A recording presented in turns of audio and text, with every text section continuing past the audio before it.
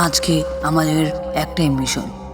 আজকে রাতে আমরা বন্ধুরা মিলে গভীর জঙ্গল থেকে পাখি শিকার করে আজ আমরা বারবিকিউ করব। চলেন দেখা যাক সেই ভয়ানক পাখি শিকার করা।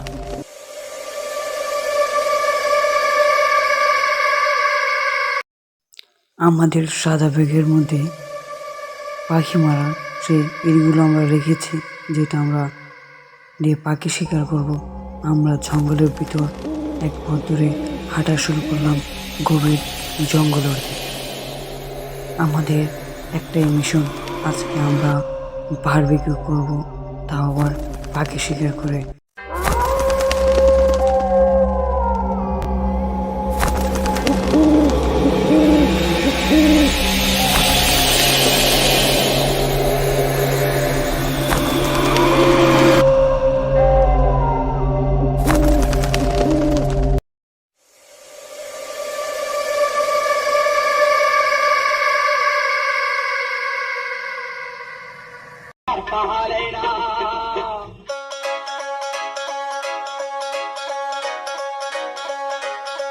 सांभ सांभ रखियां ने असी यारियां रखदे आ लोक जिवें गहणे बल्लीए जिंदगी दा लैने आ स्वाद मुड तो लोकी सरदे आ सरदे ही रहने बल्लीए सांभ सांभ रखियां ने असी यारियां रखदे आ लोक जिवें गहणे बल्लीए जिंदगी दा लैने आ स्वाद मुड तो लोकी सरदे आ सरदे ही रहने बल्लीए अखां विच अखां पा के देखदा सही अखां विच अखां पा के वेखदा सही मुंडा बैलियां दा निरा ही बरूद नाल दा बारबीक्यू ते वांगू भुन दिन्ने आ जेड़ा साडे मूहरे खंभ दे खल्ला पै बारबीक्यू दे वांगू भुन दिन्ने आ जेड़ा साडे मूहरे खंभ जे खल्लारदा